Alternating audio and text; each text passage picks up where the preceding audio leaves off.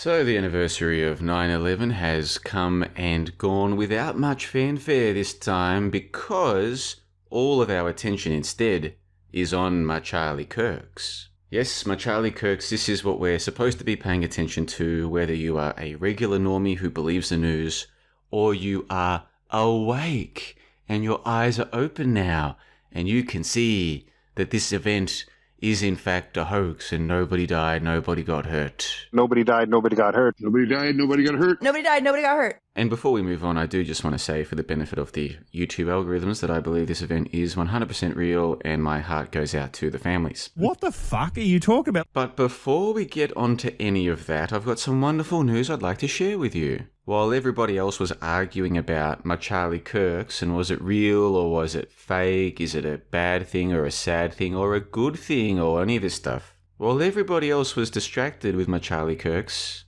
here at johnlebon.com we were instead commiserating another anniversary of my 9/11s. That's right, it was a JLB Late Night Truth Lounge 9/11 special just like we do every year, and this is now available to stream or download. It's available on Spotify and all the other places you like to get your podcasts. Of course, it's also available through Podbean, so I'll put a link in the pinned comment below so you can stream or download this one at your leisure. As you know, what I do with these streams is the next day or the day after, I take the file from the live stream and then I remove all the dead air and then I balance the audio and I polish the whole thing up and turn it into what I think is a rather professional podcast. Sure, I get it. And I think you'll really enjoy this one, especially the Late Night Truth Lounge JLB Trivia. Are you smarter than the JLB live stream audience? Probably you think you are. Well, put that theory to the test and go and play the JLB Late Night Truth Lounge Trivia. This one did have a bit of a 9/11 angle to it, but there were plenty of questions that had nothing to do with 9/11 as well. So can you beat the JLB live stream audience? Link in the pinned comment below. Yeah, boy. John LeBon called it a dirty little secret, and I think that is such a perfect... Now getting back to this 9/11 anniversary, I found this. Apparently members of Stony Brook University community placed roses at the base of the memorial arch. What the hell is this? Okay, whatever the artist or the person who put this thing together, whatever they were trying to do, I can kind of see. It looks kind of like a wreath, right? A wreath between the two towers. So I can kind of get what they were trying to go for here. But there's something about this image. There's something about what almost looks like a static electric charge passing between the two monoliths. Something about this just seems a little bit esoteric to me.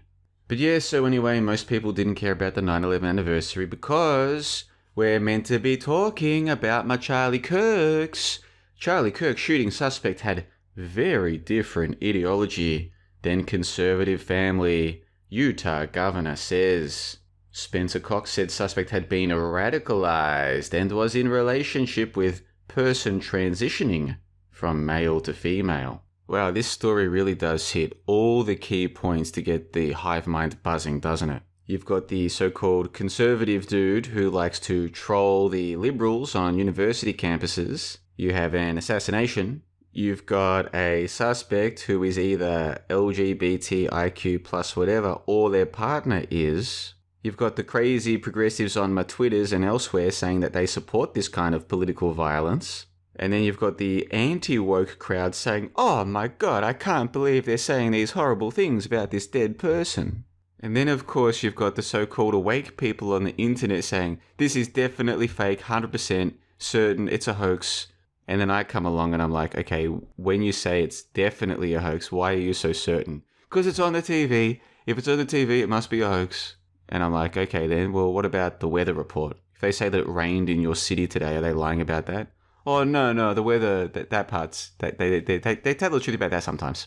Okay, how about the sports report? If they say that Man City beat Man U 3-0, do you think they're making that up or do you think that really happened? Oh, no, they tell the truth in the sports section too.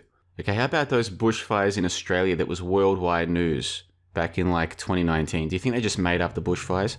Oh, no, well, sometimes they tell the truth about natural disasters. Okay, so when you say that everything on the news is fake, even you don't believe that. That's just something you like to say because it makes you sound smarter. It makes you think that you sound smart, right? Oh, no, Joby, we know that this one's fake. How do you know that this one's fake? Well, because it's a shooting on the TV and everyone's talking about it. That's your evidence, is it, that this is all fake?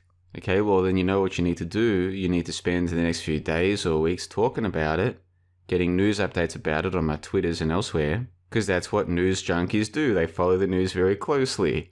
And a lot of the awake people now, this is their idea of being awake, is just being a news junkie. Sitting around talking about the latest news story. And of course, in a week or two, there'll be another major news story. And in a week or two after that, there'll be another one. And every time there's a major news story, follow it closely. Like a good old-fashioned news junkie. Yeah, boy, what the hell is going on here? There was even someone who left a comment underneath my live stream where I was doing a fakeologist watch-along, who obviously didn't like me saying that I don't know this is fake 100%. Could be. They could easily fake something like this, but it doesn't mean that I know that it's fake. Their reply was, oh, well, I guess that means that you believe in the planes going into the towers now on 9/11. And I'm like, what the hell is this mind virus that has taken over people's brains where it's like, you're either with us or against us.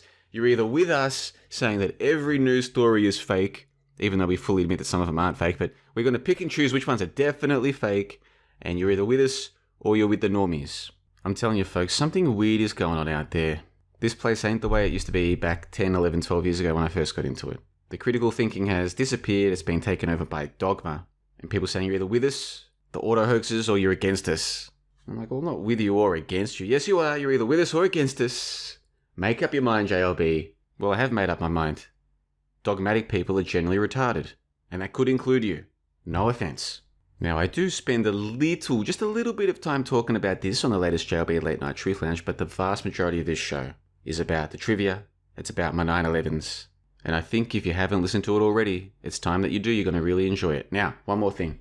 If you're wondering why I haven't been uploading much content to YouTube lately, it's because I've been spending some time looking back at archival footage from 1987 through 1990 of the WWF as it was known at the time. Because you've probably seen that clip where Mean Gene is interviewing the Twin Towers and their manager, and he says, Akeem, the big boss man, Slickster, is this the match you wanted all along? Or are you going to continue your terrorist attacks on the Megapowers and Miss Elizabeth? What do you want? And then later he's interviewing the Mega Powers, and Hulk Hogan says he's going to tear down the Twin Towers. And Macho Man Randy Savage says, oh yeah, Mean Gene, I still remember when that cold steel bit into Miss Elizabeth's wrists. When her muscles were torn, my muscles were torn. When her bone was bruised, I felt the pain. Hulk Hogan felt the pain. And Hulk Hogan, that pain won't stop until the Twin Towers come crumbling down. So I've been thinking I should look into what else was happening in the WWF around that time. So I watched some footage from some old episodes of Superstars of Wrestling and some Survivor Series and Royal Rumbles, all the rest of it. And what I discovered shook me to the depths of my miserable soul. So if you're a member of johnthebond.com, go and check out this series, September Shoot, where I bring to you the evidence. What was happening in the WWF at the time? Was it just a couple of clips of the stars talking about the Twin Towers crumbling down? Or was there a lot more going on? Well, I bring the evidence to you, so go and check out that series, September Shoot. I'll link to that in the pinned comment below as well. However, that is just for the members of johnthebond.com, the people who support independent research and content creation. They're the ones who get first access to that, of course. But the Late Night Truth Lounge 9/11 Special 2025 is available to everybody through Spotify and all the other places you like to get your podcast. I'll put a link to the direct download in the pinned comment below as well. And let me know, folks, are you one of the people who is 100% certain that this event is real? Or are you one of those people who is 100% certain that this event is fake? And whichever side of that dogma coin you fall on, let me know in the comment section below, why are you so certain? And don't get mad at me, folks. I'm just the world's leading skeptic. I like to question things. And I like to go and find evidence. Sometimes, although with stories like this, I don't even bother. Who cares? Oh, JLB, you have to care. Charlie Kirk was a great man and... Give me a break. Shamona.